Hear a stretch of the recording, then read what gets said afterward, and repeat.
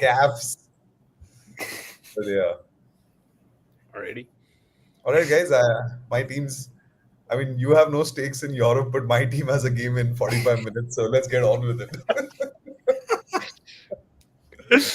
Oh, how the turntables. Okay. This All is right. where you show up your Yeah. T-shirt, How DP. the turntable. The Manchester United guy with his head held high. First time this season and fittingly in the No, but last game of the season. we're live, right? Super. I had opening remarks uh, here today on this review of the semis of UCL on the Sports and Entertainment Weekly stream with a sunken heart, a pragmatic mind, a Are you reading this of ChatGPT? a bruised ego, and a hopeful United fan. Sorry, I didn't think of what I say about myself, but you have to guess who was who. Who's the sunken heart? Who's the pragmatic mind? Who's the bruised ego? I'm the pragmatic mind, dude. Okay, right? We have that right there. I think So Bruce Digo is Mr. 15-time Champions League winner. 15 or yeah, 16. Oh wow!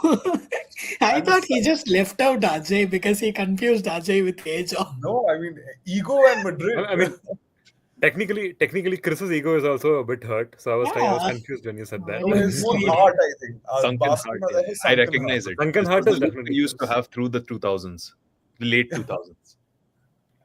So yeah. Anyways, boys, how was your week? We'll start with you, Chris. A great game of football.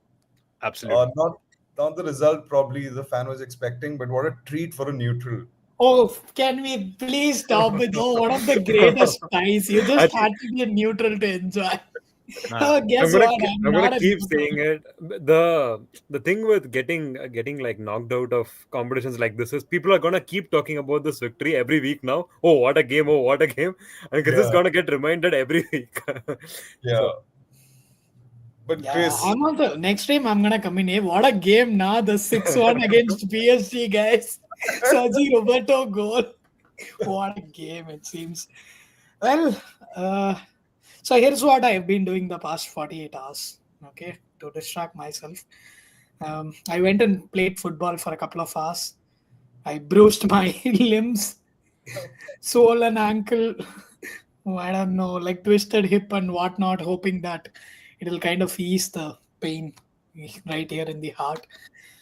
Then I went and watched Pride and Prejudice because my pride was definitely hurt. So I did a little bit of that. Then went through a painful breakup. I mean, why not? Anyway, you're depressed. Might as well, get yeah, it over with. And I swear. Well, I guess I'm able to laugh about it now. Uh, I don't know, man. Like, you have to look at it thanks to the objectively. power of friendship, right? I didn't get the joke. With us. yeah. Oh, yeah. Where is my beer, guys? We are Nobody's laughing at your misery, but we are here with you. That's what matters. Uh, see, over two legs, neither team deserved to lose that. Well, such is life and all the other poetic philosophical crap, I guess. Uh, Objectively, review of the second leg. Again, we were down by 2 goals. I was telling this to Ajay in the stream, right? Hey, we did this to Inter. Nobody else has managed that. He was talking about how Barca's confidence is shaken. I didn't get that at all because every Tom, Dick, and Harry has been scoring 4 goals past us. But we were 2-0 down and we still managed a comeback in the first leg. Uh, Again, we were 2-0 down. It's like that's when the game starts for Lamine Yamal and Rafinha. Oh, 2-0, come, maybe let's play again. All right, Yamal is a sorry. proper teenager, dude. He'll Yeah. slack off until like the last minute. Then I need to do so. Yeah, that's a good one. But that's what hurts it all the more, right? Like there were so many times in the tie when we deserved to get knocked out, but we got knocked out when we probably didn't. But Mm. if it's 87th minute, you have a one goal lead, and you still aren't going to be pragmatic. You're gonna play a suicidal high line. I would Mm. say you had it coming for you. I've been complaining a lot about Hansi Flick lately, which sounds ridiculous, right? But I've been complaining about his timing of substitutions for a while now, and we were on top of the game until he substituted our best player on the pitch, Inigo Martinez, for a Ronald Araujo who's absolutely clueless playing in a high line. And the momentum completely, shifted directions right then. And extra time, we were clearly steamed out. Like, what else you expect from a bunch of, high school kids, right? So, yeah, I guess we had it coming in a lot of ways. We punched above our weight when you see where we were coming from at the beginning of the season. Uh, but still, it hurts. Mm. Barça के इतिहास वैसे भी Italian clubs या सो बारसा's history Italian clubs have they almost always put up a challenge, a fight? I'm trying to recall. Yeah, I think that they've lost a lot, right? They lost to Roma, then they lost to Inter. They lost to Inter before when Mourinho was there. So yeah, Oh yeah, the I think famous. Yeah. so. They've not. I'm not sure how much they have won either. So it's not like I can only remember the defeats because that's what matters to me. Guba's probably won Whatever they one. have won, Chris will talk about it. Yeah. I'm not the one. Yeah. So, Chris, I asked you this in the last stream: is when does Barcelona's high line come back to bite them? And I think we got our answer. At the worst possible time. Yeah. I agree to a, it was 94th minute. you would know. I mean, at 87th minute, with when you scored, and it was the first time in the tie that Barca was leading. It felt like you got the goods when it mattered. Turns out 3 minutes, 7 minutes against this Inter is a long, long time, and they had it in them. Yeah, and I think I'm going to speak on behalf of Inter here because we've talked about like what Barcelona didn't do a little bit, but Right. man, credit to Inter Milan. Inzaghi is a genius. Like you look at their forward line, right? Who are the like superstars of that forward line? The only most recognizable guy in that team is Lautaro Martinez, I think, that everyone will know of. Everyone else Yeah. is like they do a typical Italian thing. Like Yeah. the players are people who people in Italy probably know, but nobody else. Like they Jan Sommer, he is the Lev Yashin of Emi Martinez's. He is Mm. what people think Emi Martinez is. Mm. You know, he is More precisely, he is what Chris thinks Emi Martinez is. exactly. That's also Yeah. like that guy Ochoa, the guy from Mexico who shows up every Yeah. day. Sommer is like that dude. Like till Right. now, he would show up during Switzerland's tournaments and Yeah. do a decent job, and like he made himself known. Like some insane saves right there. Mm. Really kept Inter in the tie. Uh, Dumfries is, I have to call him out over the two legs. Oh He is wow. actually like a superstar, man. He's like What a player. incredible player. So yeah, Inter, they've put together the patchwork. Like I just laugh because they've reached the finals of the Champions League with Mkhitaryan in the side, guy who's played for Manchester United and Shame on Arsenal, you, been DB. Oh yeah, unsuccessful in both bro. teams. I'm shocked that he's still playing because I thought he's already 32 when he came from Arsenal to us. Exactly. Or the other way around. Oh yeah, yeah. Sorry.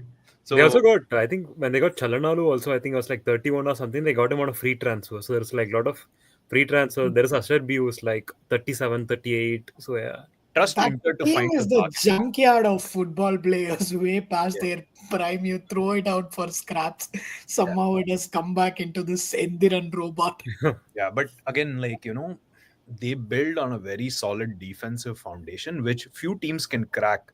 And Barcelona are one of those teams that can crack any defense. Credit to Barcelona, like the forward line is incredible. Mm. Yamal and Rafinha are like on another level, but them conceding 6 goals across both legs was actually the biggest surprise to me. Inter, they've been so solid defensively. Yeah, yeah, Inter yeah. and then Arsenal have both been super solid defensively, and you need special talent to crack the those and make the most of the moments that you have. I think uh, it was, like I said, like all four teams deserve to win it. Like they have it in them to win it. Right.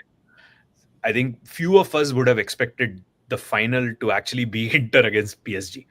Like one of Mm. them, would have been like one. Most people would have said that Barcelona would make it and PSG would make it. So Inter against PSG Yeah, is. I think Chris, you had that confidence that Barca would have. You're on mute, Chris, before you start something. But yeah,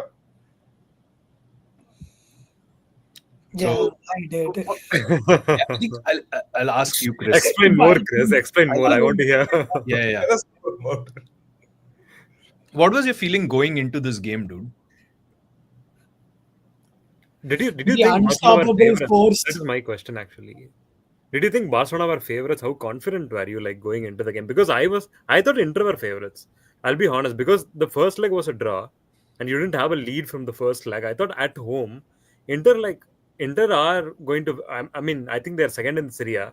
They have led the Syria for a long time this season, and in Europe they have been really good for 3 seasons. So I thought at home, surely Inter would say that yeah, we are like Yeah, I they guess I was a lot more confident before the first leg because, yeah. well, Hmm. in the minds of Barca fans, it was the tie between the unstoppable force and the irrelevant object, right? Like, who Okay. gave two hoots about Inter Milan until you had to face them? So we definitely took them lightly.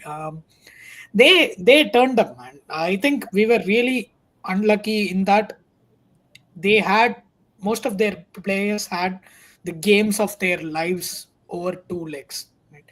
Kind of reminded me of Argentina versus Brazil, Messi's first Copa del Rey win. Like Brazil had a roster of superstars, but somehow like nobody's like Montiel or Mm. even at that point Amy Martinez. They all like put on a show that they were never going to replicate, right? I Uh, wonder, Chris, though, like, was it like a bit of misplaced? Was there a line between confidence and cockiness?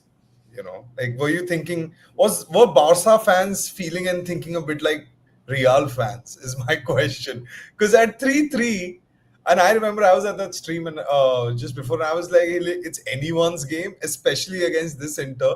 Now I'll concede that Inter conceding three for the second time seemed shocking to me. and then Uh, I kicked you out of the stream when you yeah, made reasonable points. but yeah, I guess there was a bit of like we're just going to outscore them, which probably was not very prudent in hindsight. Yeah, exactly, right. I don't know if we were talking about this in our group chat or in the previous stream. The attitude with Barca fans, I wouldn't necessarily call it cockiness as much as uh, there is this ignorance in that Mm, we really don't seem to care about who mm, our opposition is. I don't mm, see And the also team come conceding out. goals, I think. Sorry to interrupt. And also like conceding goals. Not a lot Yeah, of care about exactly. That's conceding goals. because this team seems to have the same blueprint for a Real Madrid, a mm, Getafe, or a Borussia Dortmund, or an Inter Milan, right? mm, mm. So eventually, at some point, it had to stop working.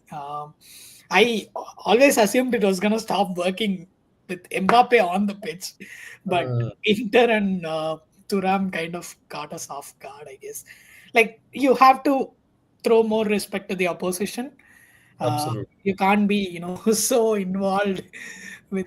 I don't know. There just seems to be an air of narcissism with the whole high line. It's always about, oh, can Barca outscore? Oh, can they maintain their high line? I've seen very little commentary throughout the season on what the opposition can do to Barca. It's Mm, just, Yeah, I think can that's Barca stop doing this to themselves? Has been mm. the narrative. I think that is what Inter capitalized on. yeah, and I think people forget that everyone gets to do tactics. And the one other meta thing about Inter is, winning the Champions League takes a long time. Teams go Mm, through cycles. Look at Pep Guardiola with Bayern Munich. He never won it. He was there for 5 or 6 seasons. He It took him like a good like 4 or 5 years with Manchester City with all the money in the world to win the Champions League. They came close, but they didn't win it for multiple years, right? So I think Inter, this is like now their second Champions League final in 3 seasons. So they've been building towards it for a while. So I think that maturity, that, collective, like, knowledge of how to play in these high stakes games, I think that's a muscle that this young Barcelona side has to build. Their attacking power really got them here. And I think it's only going to get better over the next few seasons. You'll recruit some more. So Barcelona are going to be perennial semi-finalists in this, and maybe even reach the finals and win it in the next couple of seasons. So I have no doubt about it. And I Hear think, it, Ajay. We are the new Real Madrid. yeah, no, I think this is I Inter's mean, No, kind no, of. I'm This not. is, I'm not the one sharing the opinion. So yeah, if it is anything, Rohit's I would opinion. say that this is Inter's. Inter probably have the best shot of winning it. I'd, put more money on Inter than on PSG, and their cycle might be coming to an end soon. If not this season, then in the next Hmm. season.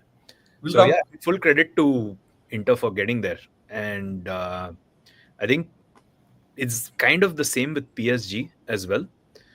They've been knocking on the door for many seasons now, and they've recruited heavily, and then they finally got to the final as well. So Right. maybe that's something that we can switch over to and talk about the other semi-final. Yeah, but before we go to that, because that's again a very compelling and the narrative is slightly different there. But Ajay, do you this Barca team, like Rohit said, could go and it's a generation that could come to define next 2, 3, 4 seasons in Champions League. But it I could didn't say also that, be huh? the other, I Rahul didn't say got the that. translation. or I didn't something. say that. Yeah, it could I, go I I to. like I like your version better because I can banter more with it. Yeah, no, the perennial semi-finalists, wherever we were trying to take that. Yeah. But it could also go the other way, Ajay, right? It could go the Ajax way, where you had a great young team which played scintillating football with Eric Ten Hag at helm. But then in 2, 3 seasons, it was just gone. Excuse Yeah, me. I Nah, I mean, I think, know you are talking about an Amsterdam team, but what are you smoking to compare this yeah, I Barcelona think that's a No, to I think Ajax? yeah. Go ahead, Ajay. yeah. yeah, Sorry. No, what I meant is I would take them being semi-finalists for 2, 3 seasons, 3 seasons, even 30 seasons. I will take as long as they don't win it. I will take them being coming to the semi-finals and losing the semi-finals. So that is not the issue for me, and that will That's be more not pain an only issue for for Chris. me as well. We have been getting knocked out in R16 and Yeah. So R32, so we are all happy, I guess. so yeah, I yeah. think I wouldn't mind that. It just talking about the young core and everything.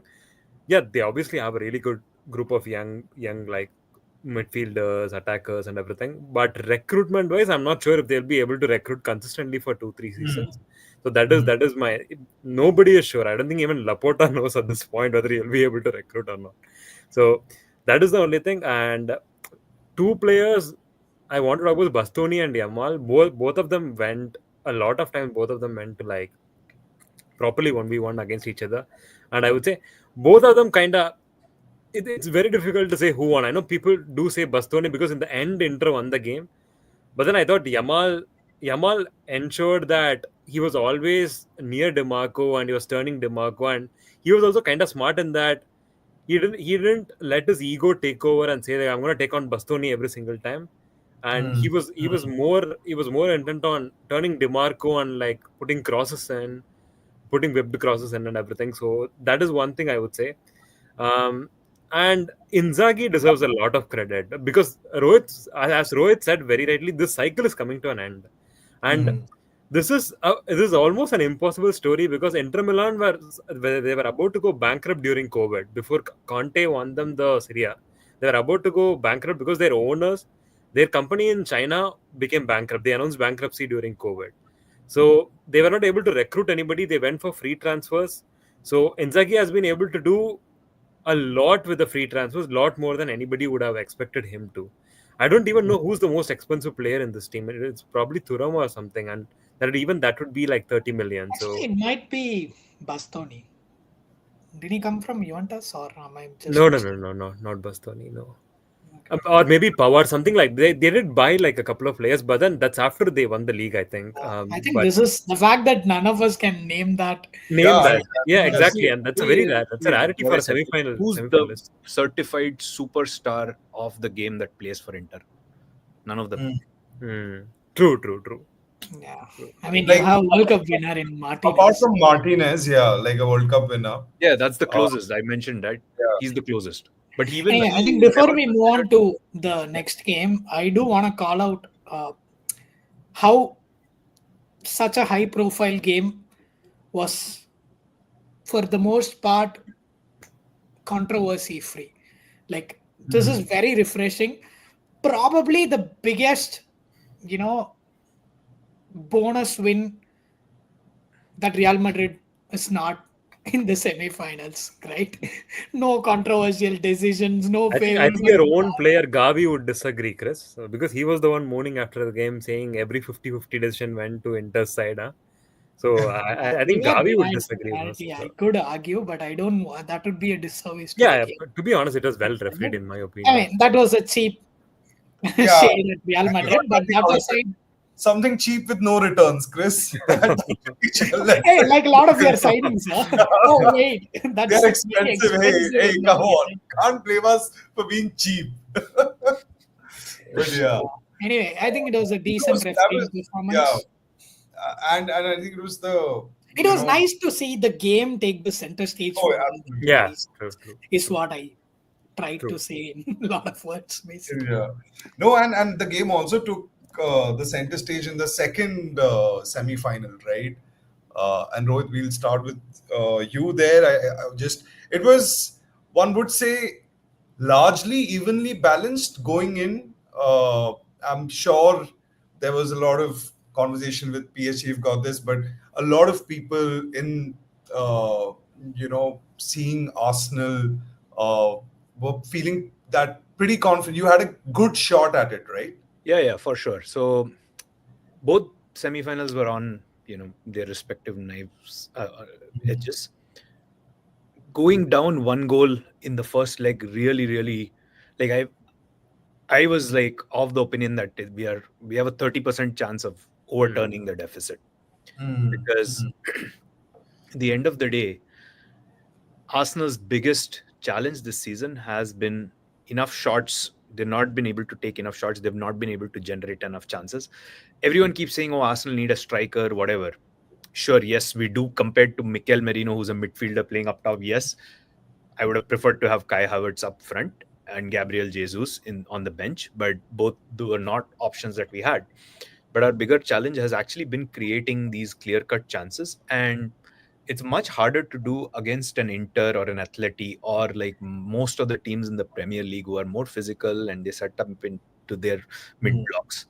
It's much easier to do against like the PSGs or Barcelonas of the world, who also have like a lot of attacking intent.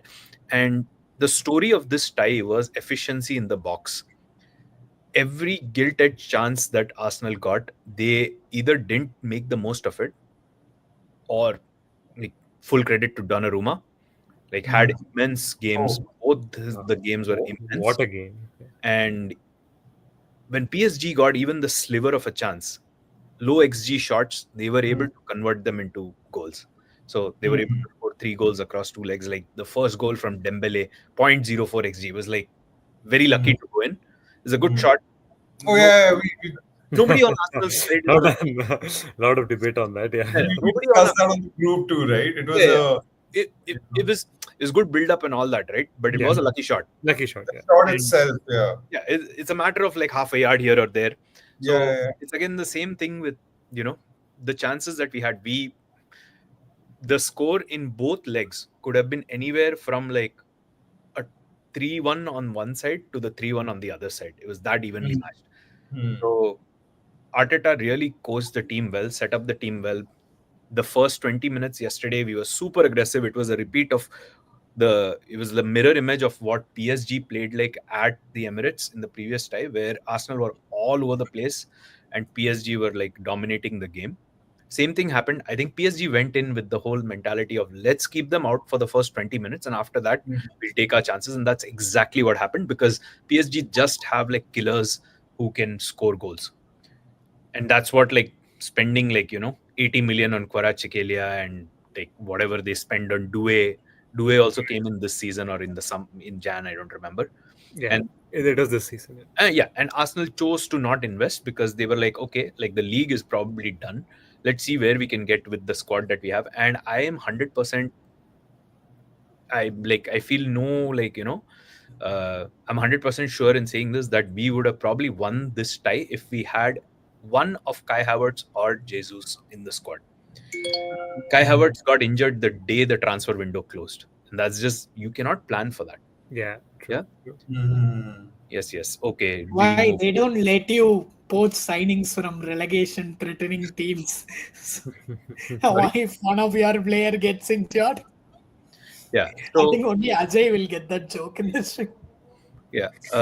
So Oh, yeah, I I think can't wait. there is, there's like, people will say, oh, injuries are excuses, but injuries are not just excuses; they are explanations, right? If you have, Arey wow. I look at, wanna buy an auto just so I can go and write that. That Injuries is that are is actually that is actually a good quote.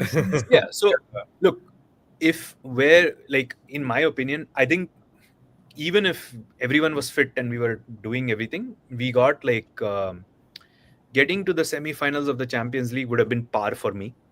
When we lost Saka for 3 months, then we started getting the injuries. I said, okay, getting to the semi-finals is actually an overachievement.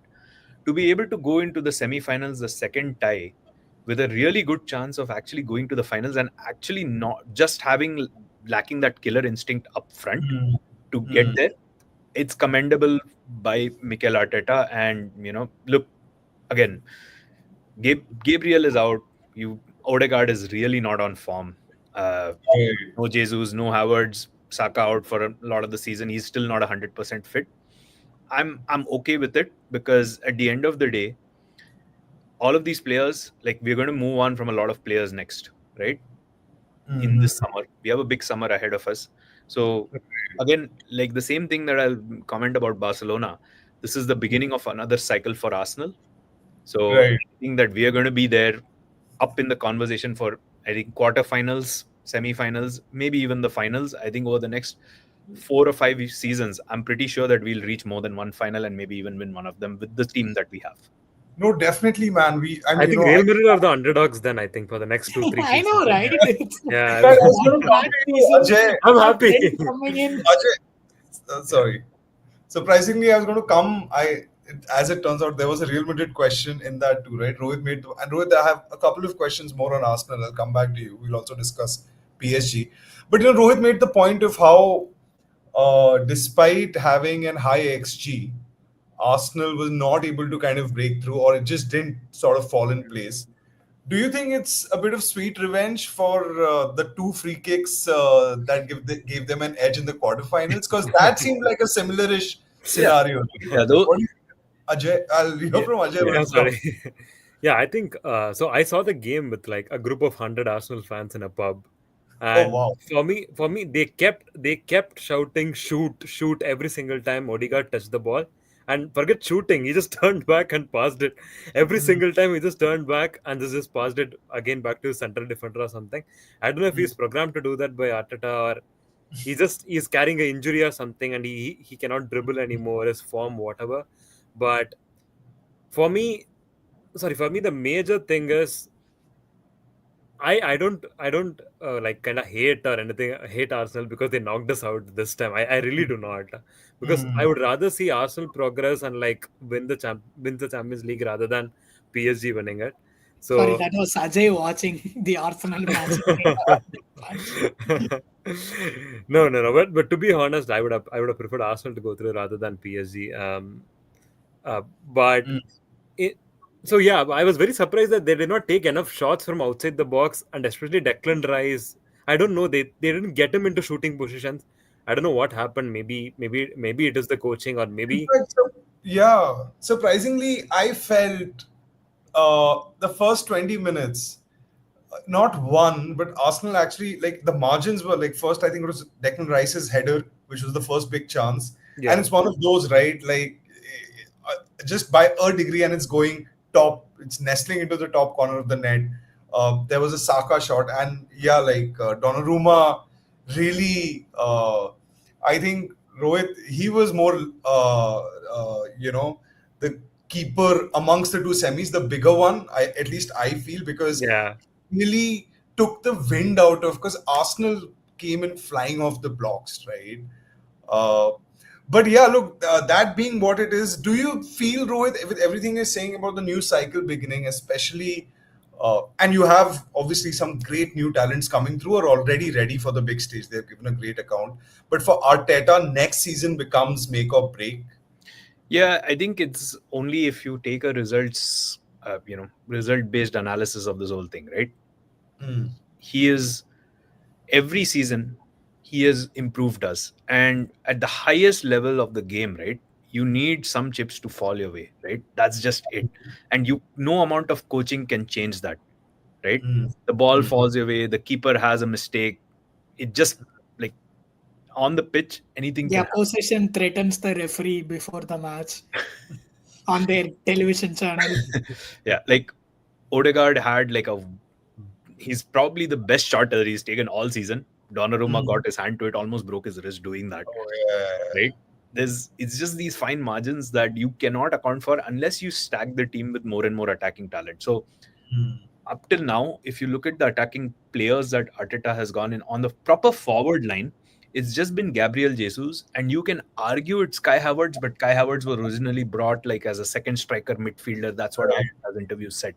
So really, what we have not done is properly invested in the front line. Our front line, if you look at between Trossard and Saka and Martinelli, uh, and Jesus, it's, it's Jesus was 45 million. That's the biggest purchase. Trossard was like some 28 million or something. He was like a bargain at the time, and Hmm. it's really played out. Martinelli was like some 6 million from the fourth division of Brazil, and Saka was a homegrown talent. So really, I think it's very clear what Arsenal need to take the Mm, next step, get the elite attacking talent. Like 5 years ago, like even 3 years ago, right? No, like the attacking talents of the likes of Nico Williams or like, you know, mm, Isak is in a conversation. It's not going to mm, happen. But those would not even be part of the conversation to join Arsenal. You would always get like the tier two talent, which even mm, Gabriel Jesus is, right? He was surplus to requirements at a City, so he's not the top level talent. So I think by consistently getting into the Champions League, you're able to attract these sorts of players, and it's just a matter of time before, I think, like, I'm still very confident and bullish on Arteta because he's a mm, genius coach, and just because the chips have not fallen his way doesn't negate the hard work that he's put in. And credit to PSG. I have no shame in losing out to this PSG team because they've played extremely well.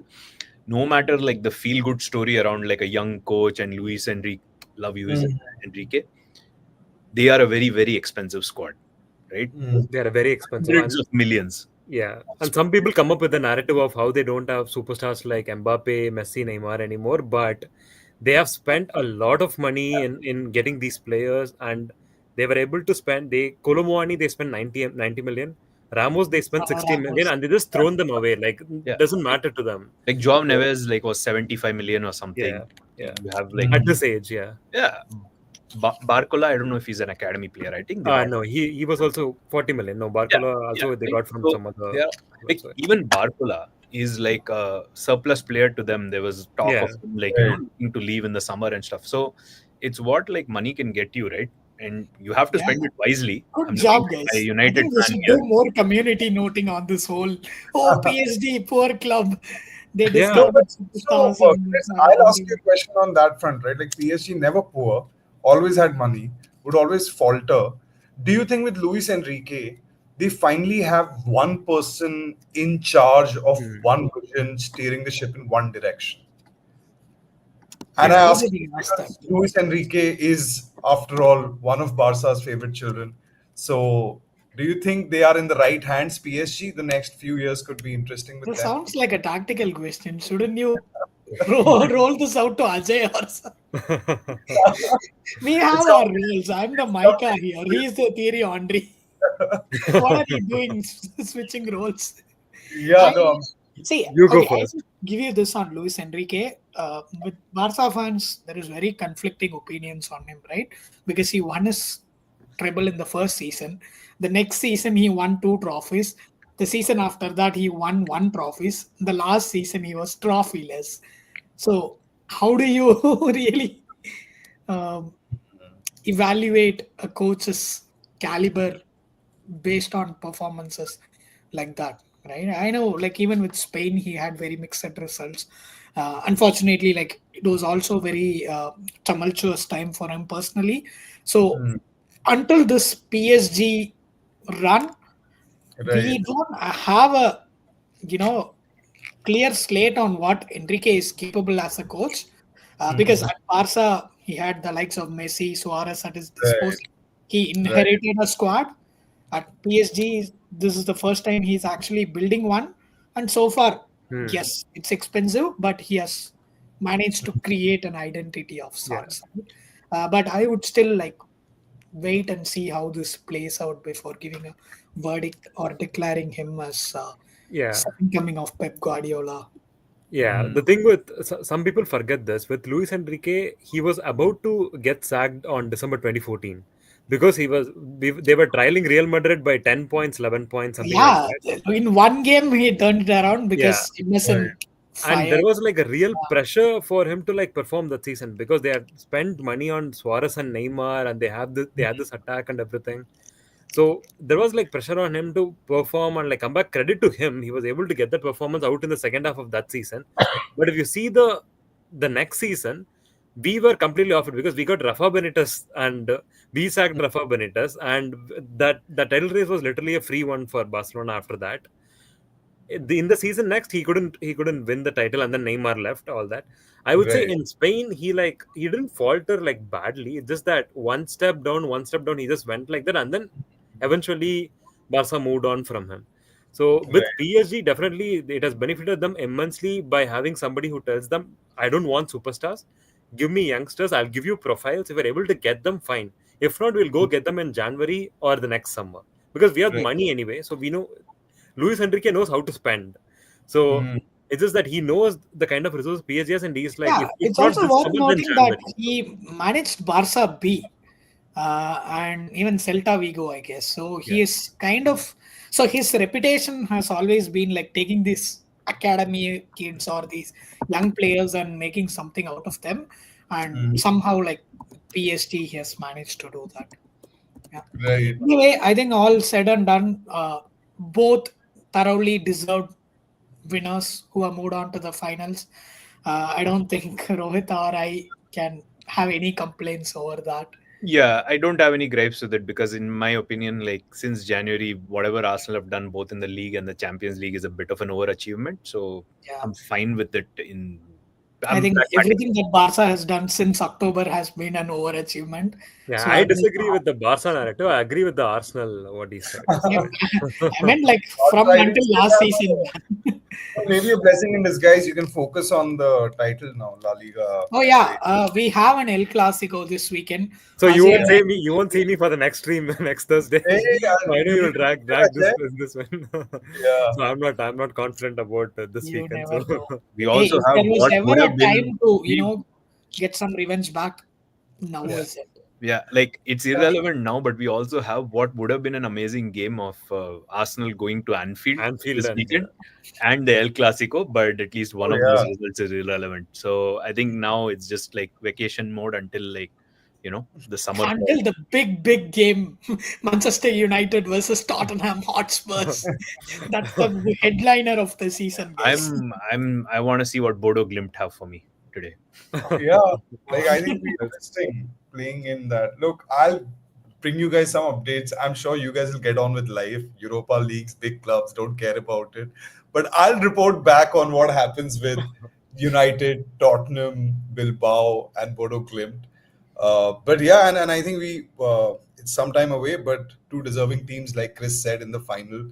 Uh, that's the charm of, like we keep discussing, Champions League. So and it again another very poised, irrespective of whatever Chris thinks. Two teams which are in many ways have a point to prove. PSG, we know Champions League has been the project. Inter, like Rohit Ajay were talking, it's Inzaghi who's kind of really willed the team into this final season over season. So it should be a cracking contest. But yeah, a good set of All right. semis. Thank you for what is this? Orchestrating this without much drama. Like a lot of high tension, Only, potential heart attacks. But we have We really managed. we really needed a neutral fan to like do this. So Yeah. luckily we had DB. so yeah, look, always, All I right. mean, I hope that I don't remain a neutral fan of Champions League for too long. I hope that changes. But for now, yeah, happy to be of help. All right, gentlemen. Right. All right. Thank you. Let's go.